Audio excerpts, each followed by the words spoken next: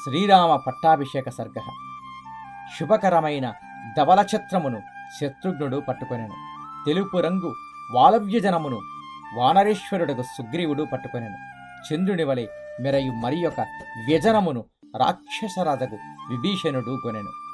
100 బంగారు పద్మములతో అందముగా వెలగొందు మాలను రాఘవునకు వాయుదేవుడు వాసవుని ప్రోత్సాహముతో ఇచ్చెను.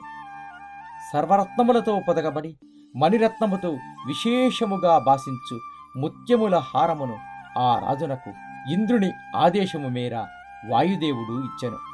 లావణ్యముగా ఆలపించు దేవ గంధర్వుల పాటలు, అందముగా నాట్యమాడు అప్సర గణములు బుద్ధిశాలియగు రాముని పట్టాభిషేకమునకు తగిన రీతిలో ఉండెను.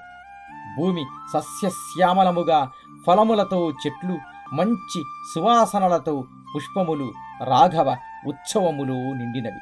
ఛత్రంతు తస్య జగ్రాహ శత్రుఘ్నః పాండురం శుభం శ్వేతం చ వాలవ్యజనం సుగ్రీవో వానరేశ్వరః.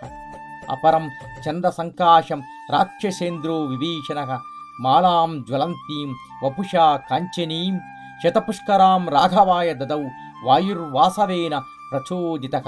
సర్వరత్న సమాయుక్తం మణిరత్న విభాషితం ముక్తాహారం నరేంద్రాయ దదౌ శుక్ర ప్రచోదితః.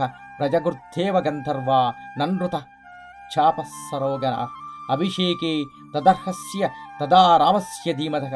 భూమిస్యవతీ చైవ ఫలవంతచ్చ పాదపా గంధవంతీ చ పుష్పాణి బభూవు రాఘవోత్సవే.